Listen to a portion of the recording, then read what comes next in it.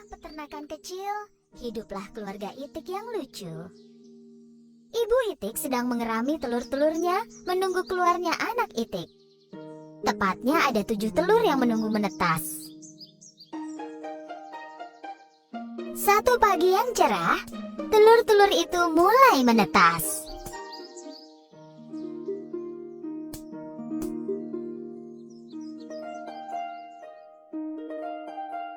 Anak Itik mulai beradaptasi dengan dunia baru. Mereka bersuara dan berjalan mengelilingi Ibu Itik. Namun, telur terakhir masih belum menetas dan Ibu Itik mulai khawatir. Dia pikir mungkin ada yang salah. Dia memutuskan menunggu sebentar lagi. Dan akhirnya, telur ketujuh dan terakhir pun menetas. Dengan kebingungan, anak Itik malang itu mulai melihat berkeliling. Dia tak tahu bahwa Ibu Itik dan saudaranya yang lain lebih kebingungan lagi. Karena Itik ini terlihat unik dan tidak mirip dengan saudara-saudaranya. Badannya lebih lebar dan bulunya berwarna abu-abu dan putih. Anak Itik lain mulai mentertawakannya. Kau anak Itik buruk rupa, kau tak mirip dengan kami. Aku tak mengerti, kenapa kau tak mirip dengan saudara-saudaramu? Buruk Buruk rupa, rupa, buruk rupa, buruk rupa, buruk rupa.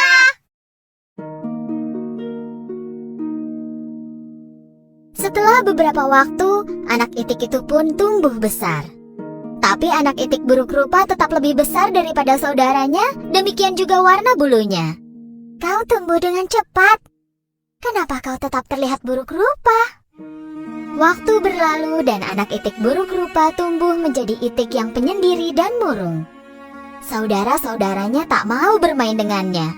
Kami takkan mau bermain denganmu karena kau buruk rupa. Semua hewan lain di peternakan itu pun mengejeknya. Itik buruk rupa, Itik buruk rupa. Nya. Itik buruk rupa, Itik buruk rupa. Sebaliknya, Ibu Itik melakukan yang terbaik untuk melindunginya. Anakku yang malang, kenapa kau begitu beda dari yang lain? Hari berlalu, anak Itik yang malang itu merasa sangat sedih. Sepanjang malam dia menangis tanpa suara dan berpikir bahwa tak seorang pun yang menginginkannya.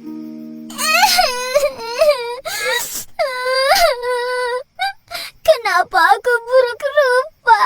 Kenapa aku tak mirip seperti saudaraku?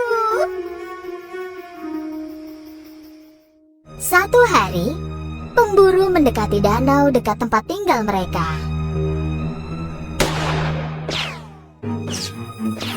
Pemburu mulai berburu Itik yang mereka lihat. Saat Ibu Itik mencari makanan untuk anak-anaknya, dia tertangkap oleh pemburu. Anak Itik buruk rupa tak tahu apa yang terjadi. Dia menunggu ibunya kembali sampai esok paginya.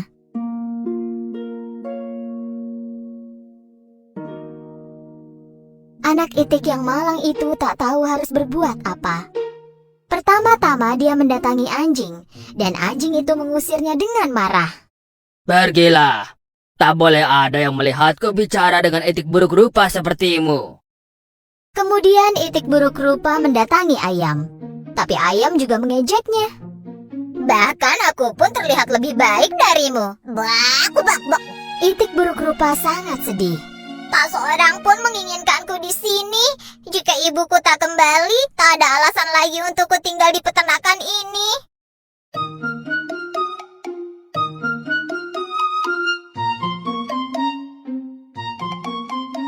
Pagi itu, Itik buruk rupa meninggalkan peternakan. Dia berenang ke seberang danau. Dia menanyakan pertanyaan yang sama kepada semua hewan yang dia temui di jalan. Apa kau tahu Itik yang mirip denganku? Apa kau tahu Itik yang mirip denganku? Apa kau tahu Itik yang mirip denganku?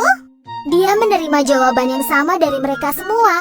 Mereka tak pernah melihat Itik sejelek dia sebelumnya. Anak Itik yang malang itu memulai perjalanannya dan mencapai danau lain. Dan dia pun menanyakan hal sama ke angsa liar. Kau tak boleh tinggal di sini. Ada pemburu yang berkeliaran. Cepat pergi dari sini. Ayo. Itik buruk rupa mulai bergerak pergi. Tak lama kemudian dia tiba di danau yang lain. Kali ini dia sendirian, tak ada siapapun yang terlihat. Ya, kalau tak ada yang menginginkanku, aku akan sembunyi di sini selamanya.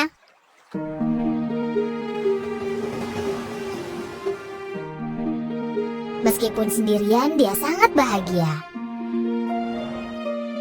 Suatu hari, dia melihat sekelompok burung berleher panjang putih bermigrasi ke selatan. Dia melihat mereka dengan kagum. Mereka cantik sekali. Kuharap aku bisa seperti mereka. Musim dingin datang dan salju mulai turun. Itik buruk rupa jatuh cinta dengan pemandangan salju pertamanya. Dia bermain-main sambil ditutupi salju putih. Karena salju yang tebal, itik buruk rupa kesulitan menemukan makanan.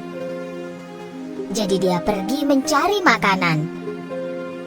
Dia kedinginan dan kelelahan. Sementara itu, dia bertemu seorang petani. Petani merasa iba dan memberikan jaketnya.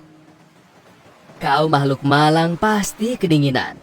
Aku akan membawamu pulang dan merawatmu sampai besar.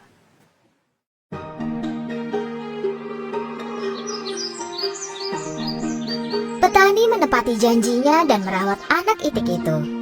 Saat musim semi tiba, itik buruk rupa sudah tumbuh besar.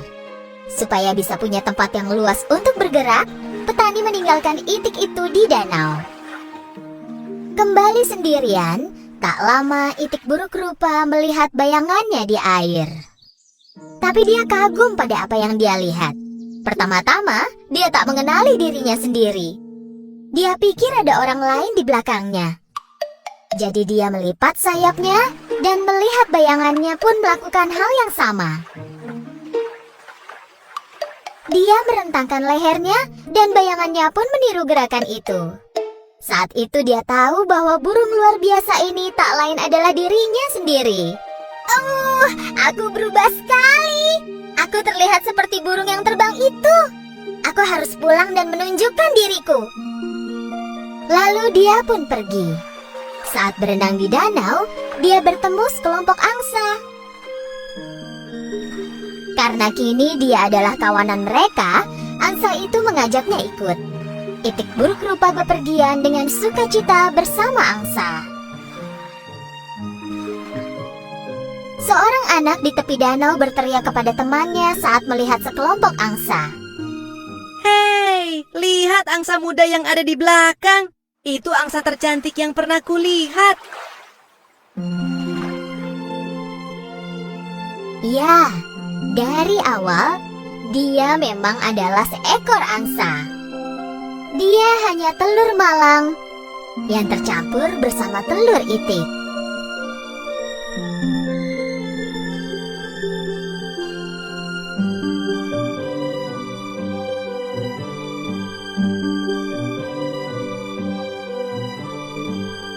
Tapi kini dia bersama keluarganya dan hidup bahagia pun menantinya. Pada zaman dahulu, hiduplah 3 ekor babi kecil bersama ibu mereka di sebuah rumah kecil. Tiba saatnya bagi mereka untuk meninggalkan rumah dan belajar hidup mandiri. Ibu mereka memanggil ketiga babi kecil. Anak-anakku sayang, sekarang kalian harus pergi menjelajah dunia. Pergilah dan mulai hidup baru kalian sendiri. Tapi jangan lupa, apapun yang kalian lakukan di dunia ini, selalu lakukan yang terbaik. Inilah satu-satunya cara terbaik agar bertahan hidup. Dengan sedih bercampur gembira, 3 babi kecil berpamitan dengan ibu mereka dan pergi. Setelah beberapa saat, mereka menemukan sepetak tanah tempat mereka bisa membangun rumah.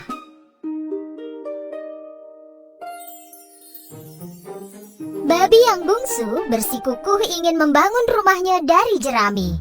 Pikirnya itulah cara termudah dan tercepat untuk membangun rumah. Jadi dia punya banyak waktu untuk bermain. Babi yang bungsu menyelesaikan rumahnya dalam sehari. Dia berteriak kepada babi-babi lainnya. "Hei kalian, aku sudah selesai." Babi yang sulung melihat rumah itu. Oke, tapi rumah ini tidak terlihat kokoh sama sekali. Bagaimana kita bisa melindungi diri dari serigala? Babi yang bungsu tidak mempedulikan perkataan kakaknya. "Jangan khawatir, takkan terjadi apa-apa." Oke, jangan bilang aku tak memperingatkanmu ya. Babi yang tengah memutuskan untuk membangun rumahnya dari kayu. Dari ranting-ranting yang dia kumpulkan di hutan, dia memutuskan untuk membangun rumah kecil. Rumahnya selesai dalam 3 hari. Rumah ini sedikit lebih kokoh daripada rumah yang terbuat dari jerami. Babi yang sulung berjalan mendekati babi yang tengah. Adikku sayang, pekerjaanmu bagus sekali, tapi ini tidak terlihat aman. Apa rumah ini akan melindungi kita dari serigala? Babi yang tengah menjawab. Jangan khawatir, rumah ini sangat aman. Oke, jangan bilang aku tak memperingatkanmu ya. Ketika dua babi kecil lain bersenang-senang di rumah baru mereka, babi yang sulung masih terus bekerja. Karena dia membangun rumahnya dari batu bata dan batu. Babi lainnya berpikir kalau usahanya itu sia-sia. Mereka hanya bermain dan bersantai.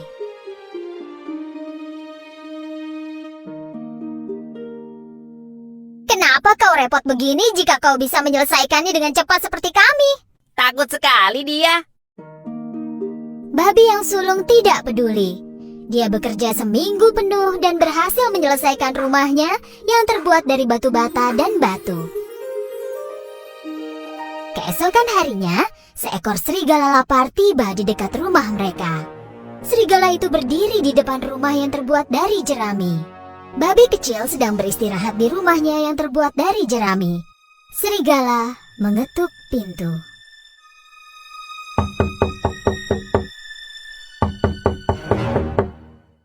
Buka pintunya dan biarkan aku masuk. Jika tidak, aku akan meniup rumahmu dan menghancurkannya. Kau tak bisa menyentuhku, rumahku cukup kokoh. Dan serigala pun menarik nafas dan meniup rumah jerami dan menghancurkannya.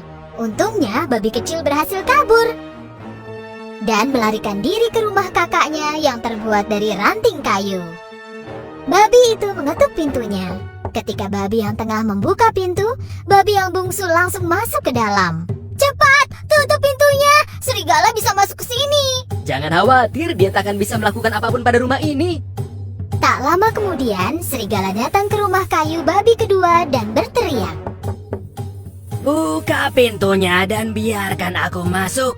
Jika tidak, aku akan meniup rumahmu dan menghancurkannya.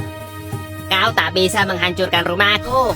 Dan serigala pun menarik nafas, meniupkan nafasnya, dan menghancurkan rumah kayu itu.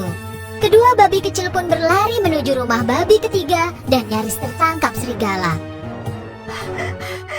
Serigala menuju kemari, apa yang akan kita lakukan? Babi yang sulung menjawab dengan sangat yakin. Jangan khawatir, serigala tak akan bisa masuk ke rumah ini. Tak lama kemudian, serigala lapar datang ke rumah batu babi sulung dan berteriak kepada ketiga babi. Buka pintunya dan biarkan aku masuk. Jika tidak, aku akan meniup rumahmu dan menghancurkannya. Sebaiknya kau menyerah, serigala jahat. Kau tak akan bisa masuk ke rumah ini.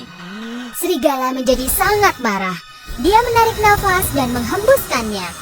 Tak terjadi apa-apa. Dia tak bisa menghancurkan rumah batu itu. Serigala mencoba terus, tetapi tak bisa menggerakkan satu batu pun. Akhirnya, karena kelelahan, serigala memutuskan cara lain untuk masuk. Dia melihat cerobong asap di atap dan mulai memanjat. Menyadari serigala sedang memanjat atap dan turun dari cerobong, babi segera menyalakan perapian tepat di bawah cerobong asap itu dan menaruh sepanci besar air di atas kayu. Serigala tak bisa memanjat keluar dari cerobong dan jatuh ke bawah. masuk tepat ke dalam air mendidih di dalam panci. Tolong, aku terbakar. Selamatkan aku. Tolong. Akhirnya, setelah terbebas dari serigala, para babi kecil saling berpelukan dengan sukacita. Besoknya, 3 babi kecil mengunjungi rumah ibu mereka untuk menceritakan semuanya. Babi yang bungsu duduk di samping ibu mereka. Kau benar, Bu. Apapun yang kita lakukan di dunia ini, kita harus melakukan yang terbaik. Jika kau sungguh-sungguh, pasti akan berhasil. Sejak saat itu, kedua babi itu tidak pernah malas lagi. Mereka bekerja keras seperti kakak mereka dan hidup bahagia dan aman.